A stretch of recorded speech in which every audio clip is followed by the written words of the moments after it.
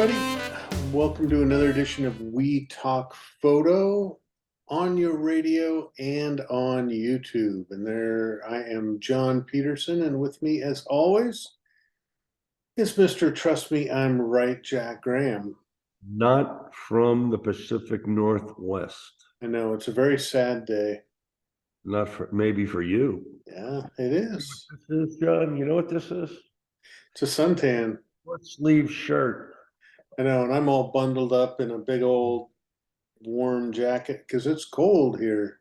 I'm learning how to drive in the sun. Yeah, you gotta use some sunscreen on your head. Or wear a hat. Yeah, or wear a hat. Yeah, the big move is done, Jack. Yeah. So, folks, I apologize. I have a cold.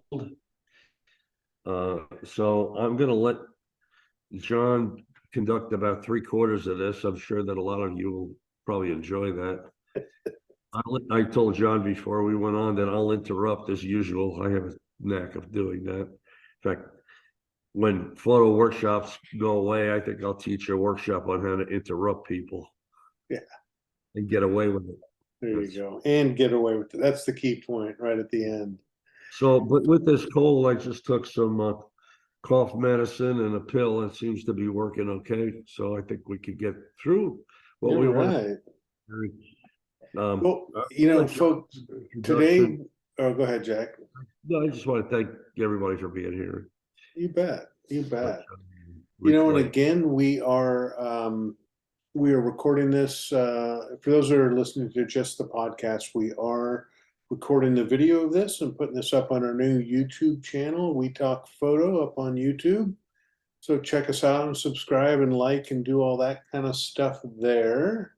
We will continue. It really means I'm learning from my other YouTube endeavor that I play around with, that likes really count and comments really count. So if you think if we're talking too slow or we're not being entertaining enough, let us know any ideas too on who you'd like us to try to get on. We've got a whole list of people here we're contacting for future podcasts. We've had a great run of great people.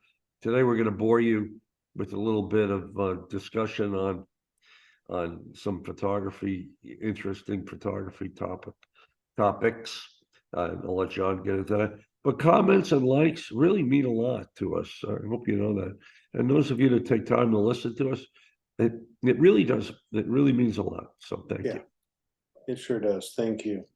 Well, I think, Jack, we didn't really dive into this before we started the podcast, but I tell you, the thing that came back in the news, I saw it when it first got announced, but it just came back because it hit the $2 million mark on Kickstarter, was the self-leveling tripod. And what? It's a great idea. I don't have a lot of words for this. It amazes me that it's been received as well as it has. But if it gets people to use the tripod, then God bless it. What amazes me is two things happening in cameras, in photography. People bringing out new camera bags, and even a couple new companies trying to get in this market. God bless you. And tripods. I mean, God, I just saw SmallRigs bringing out a tripod. I mean, you know how I love tripods. Yeah.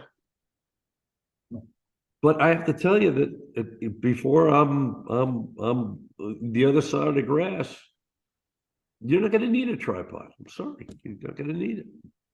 But you might. I mean, to create a technically good photograph, I agree with you. But to slow down, you still need it. That's the thing. And I got into this. AI will make a great photograph, but AI is not going to let you be somewhere that you want to see what we get to see. Yeah, folks, we were just talking about the AI topic, wondering if we wanted to dive into that, and I that's a whole nother podcast in and of itself. But Jack's great point at the end was, AI is going to make a great photograph, but it's not going to give you the experience of being there. And it's that, especially as we get older, I value the experiences so much more than anything else. It's not how much money I amass, it's how many experiences I amass. That's my gauge of a successful life. Man, to me, I just want money now, I Oh want yeah, to. of course. Okay. You're just kidding. I like Just kidding. Anyhow, John, let's talk about what we talked on the phone yesterday and came up with a really good idea for this podcast. And I think it's something, and again, if you all have heard this and if you think you already do it, God bless you. I can tell you that most of you that haven't been playing around with photography for, 10, 20 years probably think you're doing this, but I don't know that you are. So just hang in with us for a couple of minutes. And if you are following what we're going to tell you, just listen to it again, because every time I talk about these subjects, I keep learning from them. And and I'm 150 years old. If I keep learning, you keep learning. Good, John. Yeah, it's always, you can always learn. So the title of this discussion is kind of the sum of all parts. And when you think about a photographic composition, it's really the sum of all parts. A lot of people, when they first get started in photography and they come on a workshop with us, a lot of people are so focused on the subject itself that they are blinded to everything around the subject. But to make a good photograph great, it has to be every single element in that photograph has to be supporting of the story, supporting of the subject, harmonious with one another. All of those things need to go together, from visual weight to tension to all of these topics we talk about. It is the sum of the parts in a photograph that makes a photograph great, not just a subject. So many times, and I was trying to get this point across. I was down in Bandon a couple of weeks ago with a workshop and working with some folks and really kind of exploring this subject of, when I'm photographing, my subject is not the focus of my attention. The subject is not really my subject of most of my creative energy. It's everything around the subject. I'm looking at the foreground, midground, background. I'm looking at the sky. I'm looking at the textures, the tones, the colors. Everything around the subject is what is getting my attention. And that's where I spend most of my time adjusting my composition. And kind of going back to the tripod comment, Jack, it takes time to evaluate each piece and part of your composition. And that's where having your camera on a tripod is so beneficial. Yep. And I'll take it one step further, John. Before I even decide to take a camera out, I think about the subject. To me is just part of the story, and I'm thinking about what the story is I'm trying to communicate. And I always go back to some of the great musicians, and we talked about this in a prior podcast, one or two back. Sometimes it's what's not in the photograph. And if you're not looking around and you're just concentrating on that one horse out in the middle of the pasture and not looking in back of the horse and in front of the horse and all around, you're gonna not be successful. It's what's not in the photograph, and it's other stuff. And it could be a building, it could be a beam of light, it could be just something that is taken away from what you're trying to say, what your story is. And it's design. And John John nailed it. He had a great term called design thinking. And John, maybe you could expand on that. Yeah, and it's for me, my concept of design thinking is when I'm composing a photograph, I'm not really looking at my composition as a subject and then maybe some surrounding elements. It is, I'm focused more on the individual parts and pieces of a photograph. Which way is the flow going? What is the visual size? Are there textural changes in the photograph? And where do I position those in the composition to support the story or the emotion that I'm trying to evoke?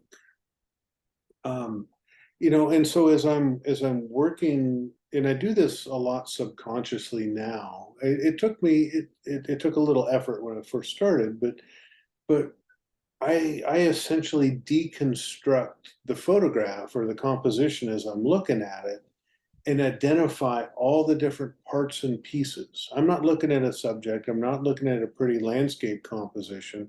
I'm looking at parts and pieces, tones, colors, shapes, textures, direction, obstacles, all of those things I am looking at as parts and pieces that I put together as the artist into the composition in a way that conveys the emotion or the story that I want to tell through my image. So And, that's and kind of that design thinking, putting parts and pieces together. John, it's important that we're talking about this. So it's important that we're talking. Everything you said is 100% correct.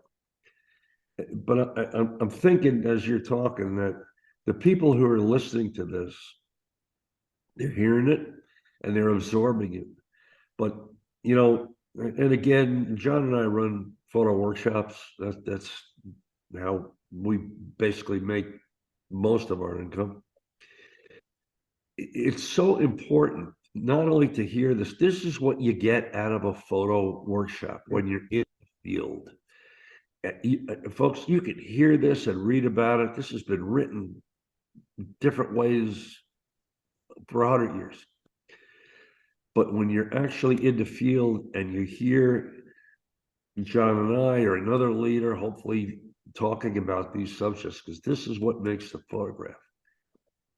Well, this is what I think takes it from a documentary photograph to more artistic photographs is, Yep. we've heard that old saying of you don't take a photograph, you make a photograph. And this is one of the ways to get to that point where I'm making or arranging all of these elements or these parts and pieces into the photograph. And what we're telling you here is very general. I mean, when we're in the field, we explain to people, for example, if you look kind of, well, John's image and his background it's kind of a very balanced image, but let's make believe that the image in John's background was only to his left, where you see the slope of the mountain going up toward the peak. Well, that angle has much more tension than the other side of the photograph, where the angle's going from the top down to the lower right. And what I'm saying here is when we're in the field, we get into these much more specific weights than we are right here. There's so many little things that make a story. If you want a tense image, you want that angle going from lower right, lower left to upper right. If you want a more calming image, and these are little things that it's hard to describe in a podcast verbally. But maybe I think, John, this is a good thing to do in the future. Maybe we ought to do a which one works or some other things where we look at some images and talk about these things. But the points that John was making is so important. It's not how good looking the horse is, believe me. It's all the other stuff around it. And design thinking. It's a great term. It is, and I'll try to describe this for folks at home listening on the podcast, but I've got a couple of images that I want to show folks on the YouTube channel. And one of them is it's a concrete wall with a piece of rusted metal running diagonally over the face of the concrete wall. If you were to ask me what's the subject, well, literally the subject is this piece of rusted metal. That is a boring subject. But the photograph is, in my head, very much a study in design. I have got triangles all over this photograph. And this was really a study of sort of triangles and the diagonal design of this rusted piece of metal. So the subject itself is absolutely boring. It's horrible.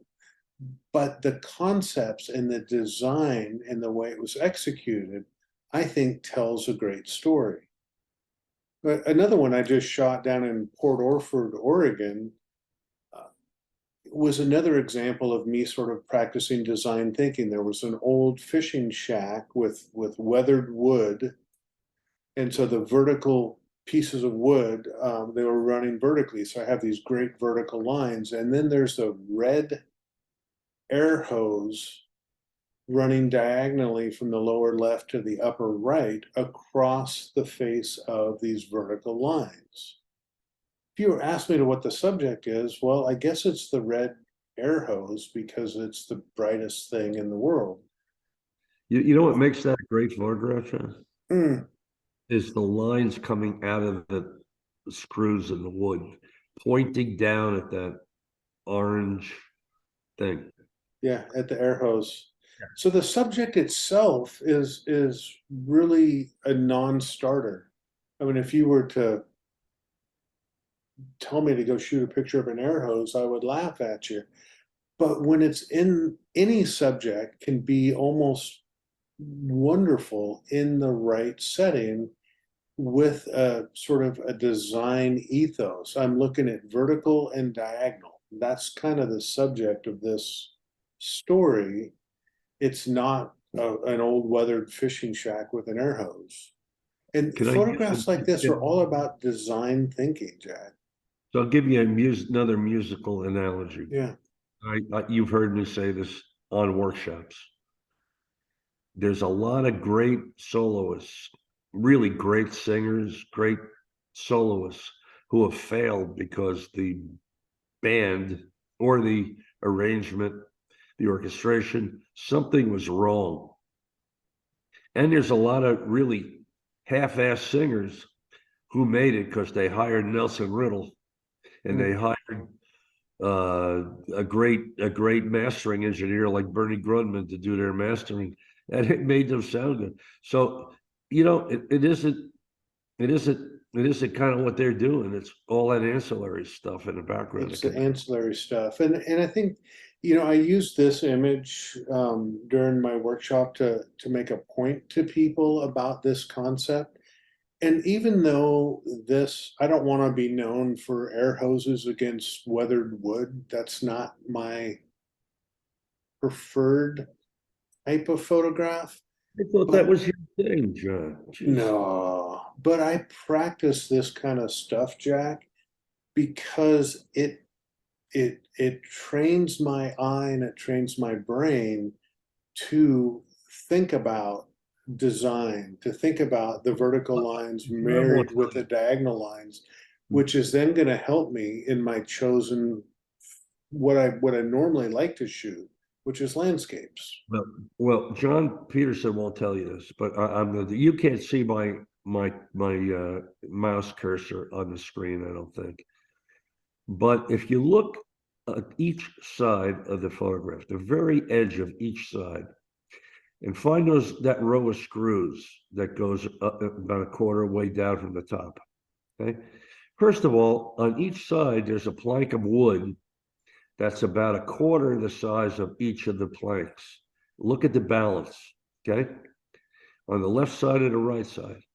Each part of that plank is the exact same size. And look at the space around each one of those screws. On the last one on the left and the last one on the right. You can see part of the wood, the screw is not running off the corner. And that is not by accident, because I know that John pays attention to those things. And this is also part of the design thing when you design an image. And yes, can you crop it to do that? Absolutely. Sure. The art is getting Sure. it as correct as you want to get it in the camera. Yeah. And we'll, for those folks just on podcasts only, we'll get off of the images here, sorry. but You're right.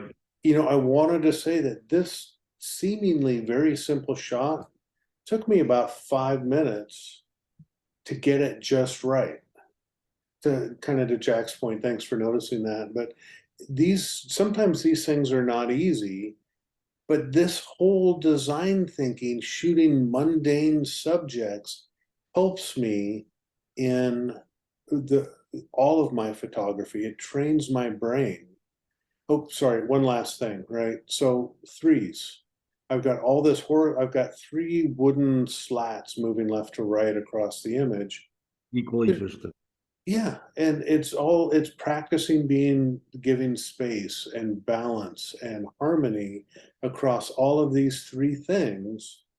It doesn't matter what this is. This is a design study. It's color, texture, repeating patterns, and how do I arrange those in a photograph that's pleasing to look at? This I would type of, recommend people, go ahead. John, that, when we're on the Oregon coast, you're there, I'm there. We do these seascapes and these great, vistas and everything for a couple days, and then we wander into these fishing ports, whether it's Newport or Charleston or wherever we go. And the clientele goes, when they get there, they're like, "Why are we here?" Mm. When it's time to leave, they don't want to leave.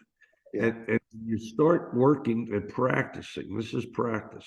You get in there and work these kind of intimate subjects and looking for balance and lines and patterns and design thinking.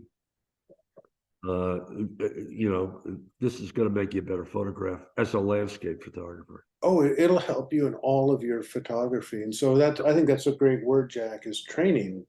I shoot a lot of things like this to train my brain.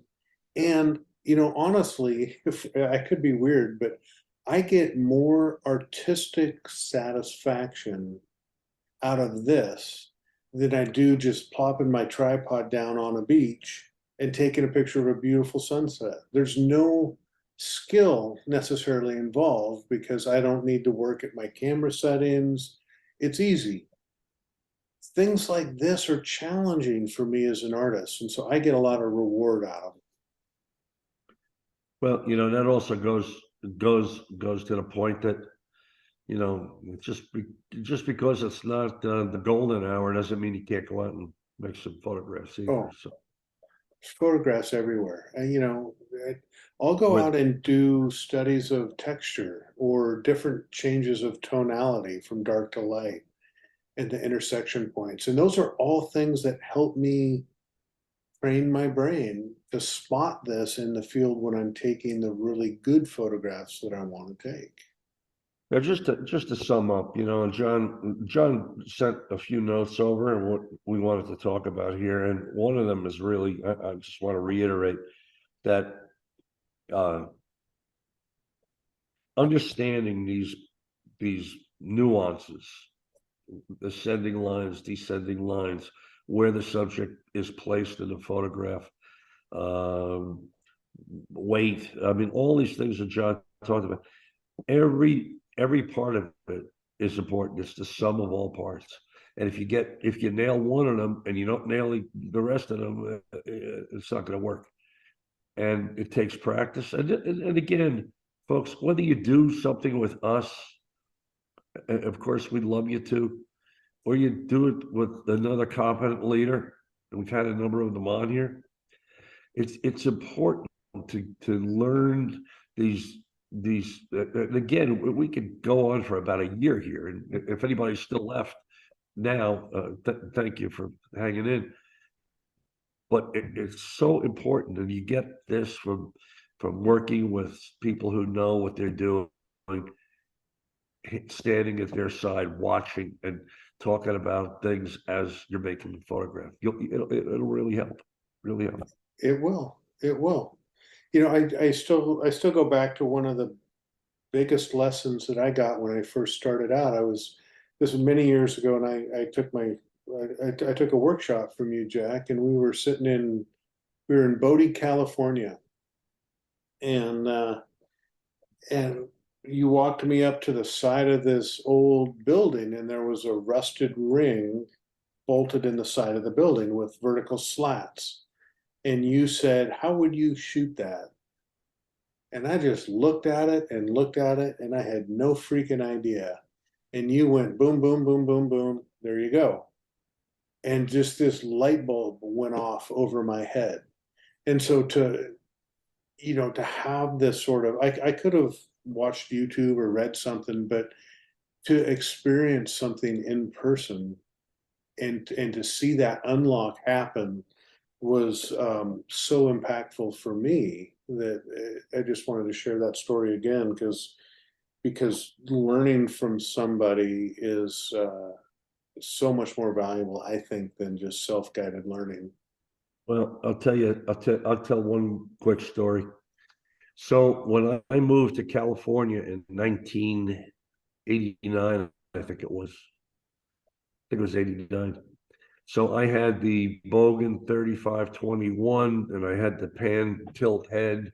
I had the plate that everybody had. I had the right clothes on. I really looked like I knew what the hell I was doing, and I didn't really know what I was doing, but at least I looked like I knew what I was doing. So I'm in Yosemite, and in the spring, the water had melted in the valley with Half Dome reflecting in the mirror image in the water, you know.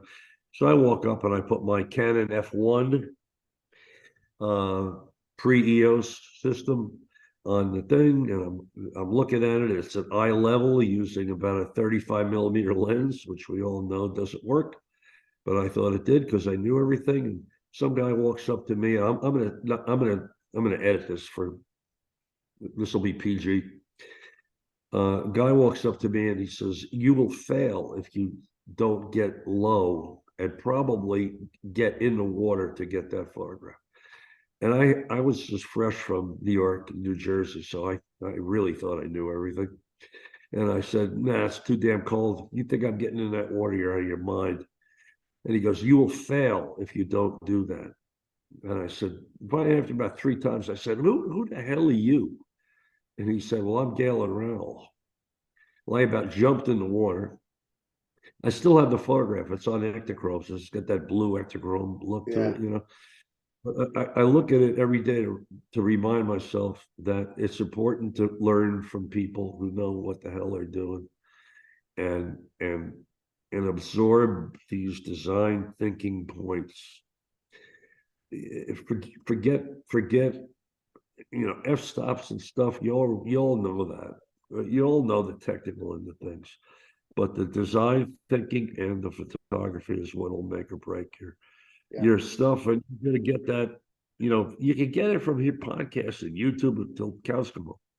Get out and learn it from people who know what they're doing. Yep. Yep. It's go ahead and master the technical side of things, but once you get that down, start to focus on the creative and artistic aspects of photography. There's so much to learn, so much training you can give yourself to kind of reshape the way you see the scenes, the compositions. And so, just to recap that design thinking, deconstruct the scene, look at all the parts and pieces of it. Don't look at it as a subject or a pretty picture. Look at all of the things, but first, to your point, Jack, decide what you want to say. What's your story, or what's the emotion that you want to evoke? And then everything in that photograph needs to support that story or that emotion that you want to evoke. So, you know, there are lots of great tools out there. And so I just encourage folks to keep learning and really, really develop that creative and artistic skill set that's needed to make great photographs, not just good photographs. Well, I'll try to feel better by the next podcast. I know I sound horrible here today, but I feel a lot better. I feel a lot better than I sound probably, but Yeah. it's been an interesting couple of weeks. So, All right, folks. Well, thank you much. Thanks, Jack, for muscling through and Yep. doing this podcast. And stay tuned for the next thing. And, you know, to Jack's point, if you have any comments, suggestions, please let us know either on YouTube channel, on our website, or via email, wetalkphoto@gmail.com. And with that, I'll wish everybody a happy day. Bye-bye. okay, see you guys later.